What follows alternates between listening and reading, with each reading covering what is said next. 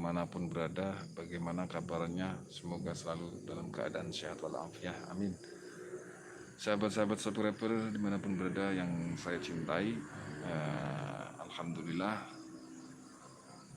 sekarang saya sudah di tempat Maqam Syekh Mahdum Wali, ya. Jadi nanti kita akan berbincang-bincang ya mengenai terkait asal usul Syekh Mahdum Wali, kenapa kok dari mana beliau, dan asal usul beliau bisa berdakwah menyebarkan agama Islam di Pasir Luhur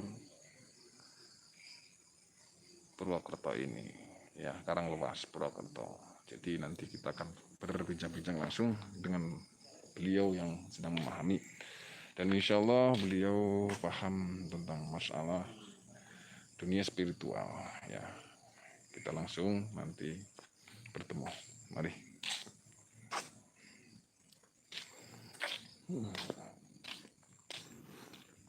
Ya, inilah lokasinya. Nah, kebetulan beliau itu hadir.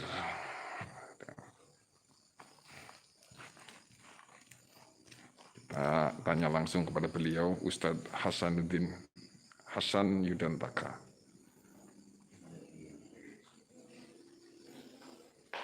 Assalamualaikum. Maaf,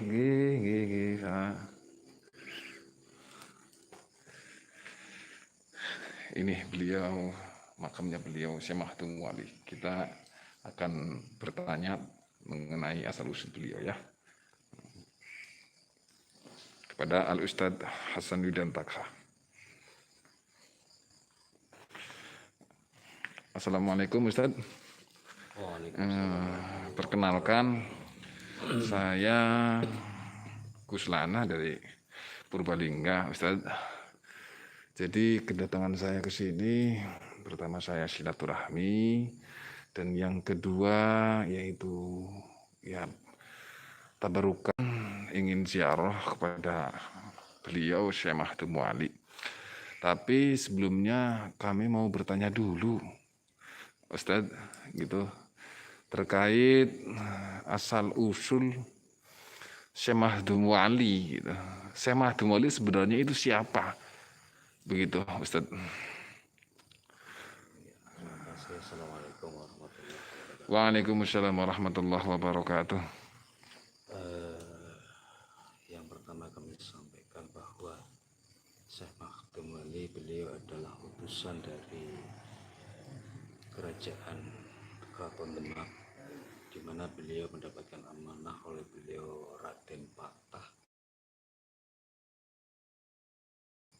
untuk agama Islam di wilayah Pasir Luhur, wilayah Kabupaten Banyumas, di mana beliau syukur alhamdulillah sudah berjuang menyiarkan agama Islam yang pada saat itu di bawah kekuasaan Raden Banyak Blana. Raden Banyak Blana yang kekuasaannya beliau di Pasir Luhur. Kemudian beliau dibantu oleh Patih Wirakencana, di mana beliau Raden Banyak Geleh. Raden Banyak Geleh. Kakak beradik Raden Banyak Blana dengan Raden Banyak Geleh, ya, itu ya. adalah kakak beradik. Ya. Blana itu seorang raja, kemudian ada patihnya Raden Banyak Geleh. Kemudian beliau Syekh Mahdum Wali menyiarkan agama Islam di wilayah Karsi dan Banyumas. Saking senangnya Raden Banyak Blana ada seorang wali penyiar agama Islam di wilayah ulama di Banyumas, sehingga beliau menghadapkan keduanya, Raden Banyak Blana dan Raden Banyak Geleh, itu dihadapkan ke Raden Patah yang pada saat itu menjadi raja di Keraton Demak. Hingga alhamdulillah Raden Banyak Blanah mendapatkan gelar Senopati Mangkubumi. Senopati Mangkubumi. Ya, Senopati Mangkubumi I. Kemudian yang Raden Banyak Geler mendapatkan gelar Senopati Mangkubumi II. Namun demikian, yang namanya manusia pasti ada tantangan, di mana di sini terjadi sebuah tantangan justru datangnya dari putranya. Dari putranya langsung. Dari Mangkubumi I, Senopati Mangkubumi I, yaitu Raden Banyak Tole. Raden Banyak Tole. Itu tidak suka dengan kedatangan beliau Syekh Mahmud Wali, sehingga ada niatan untuk menyerang kerajaan Demak. Nah, karena memang didasari dari hal-hal yang mungkin ketidaksukaan, sehingga sangat mudah untuk ditumpaskan. Nah, sehingga Raden Banyak Tole ini gugur dalam pertempuran. Nah, karena gugurnya beliau, sehingga Senopati Mangkubumi I sebagai orang tuanya sangat kehilangan, sampai akhirnya beliau meninggal dan kekuasaan diteruskan oleh Senopati Mangkubumi II yang saat itu namanya Patih Wicaksana. meneruskan kekuasaan Raden Senopati Mangkubumi I. Ini sebuah kehormatan, beliau diangkat oleh Raden Patah di kerajaan Demak menjadi Senopati Mangkubumi I dan Senopati Mangkubumi II. Itu secara singkat yang sudah tadi kami komunikasikan. Mungkin itu, dan ini terjadi pada tahun 15 Masehi. 15 Masehi ya. Oh, berarti intinya abad ke-15. Abad ke-15 ya. Berarti kalau abad ke-15 bersamaan dengan ini berarti ya turunnya Al-Quran. Enggak, para wali-wali sangat. Iya. Oh iya betul.